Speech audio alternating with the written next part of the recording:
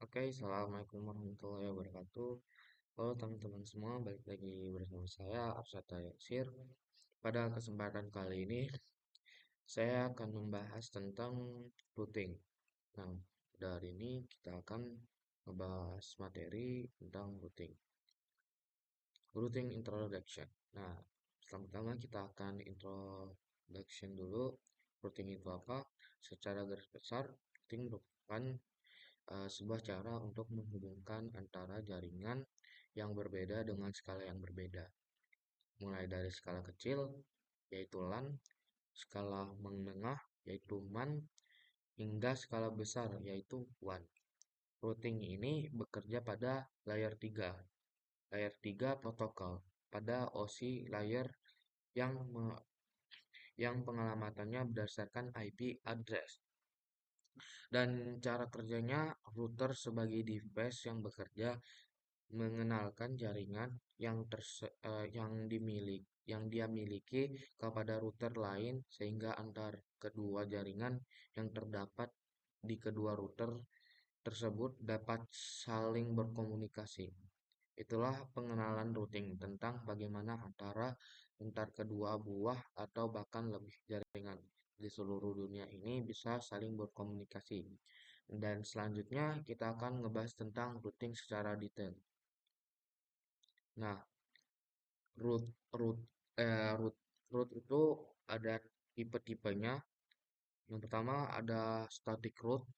Static root adalah router yang memiliki kabel routing statis yang settingannya diatur oleh administrasi jaringan secara manual, yaitu dengan menentukan destination dan gateway secara manual.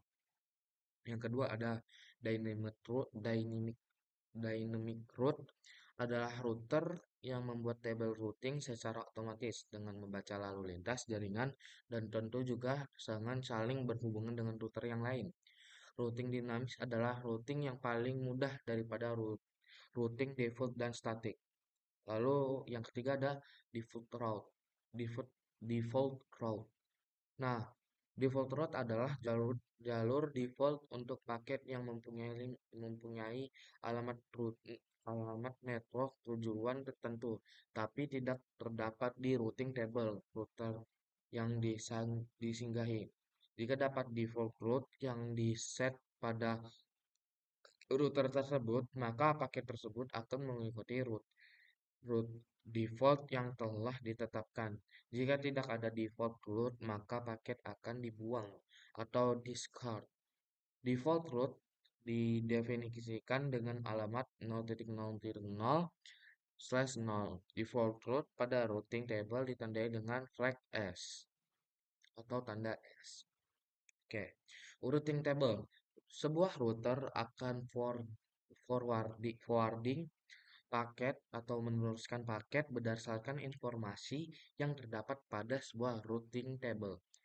Jadi, jika kita ingin mengirim sebuah paket ke network tertentu, pastikan informasi network tersebut ada di routing table. Yang artinya, jika kita mencoba melakukan ping terhadap network selain network yang berada di routing table, maka hasilnya akan RTO atau request time off, alias gagal karena router belum mengenali network tersebut. Lalu, bagaimana kita mengisi routing table? Caranya itu kita bisa pakai base route atau router akan memilih sebuah jalur terbaik, mengisi informasi table routing berdasarkan kriteria tersebut berikut. Nah, di sini ada kriterianya ya. Yang pertama adalah long set prefix match. Router akan memilih prefix paling spesifik ke destination address untuk memforward paket. Contoh jika dalam table routing terdapat entry entry. Nah, di sini ada ABC yang A ini 192.168.0.0/16 ya, yang kedua yang B 192.168.12.0 atau /4/24. Lalu sini ada C 192.0.0.0 110. Maka jika kita ingin mengirimkan paket ke 192.168.12.1, router akan mengirim ke prefix yang paling spesifik, yaitu 192.168.12.0/24. Distance.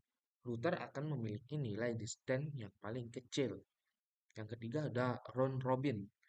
Random apabila rule tersebut sama-sama spesifik dan memiliki nilai distance yang sama. Biasa disebut sebagai load balance. Oke, mungkin sekian saja dari saya. Mohon maaf jika ada salah kata. Saya tutup. Assalamualaikum.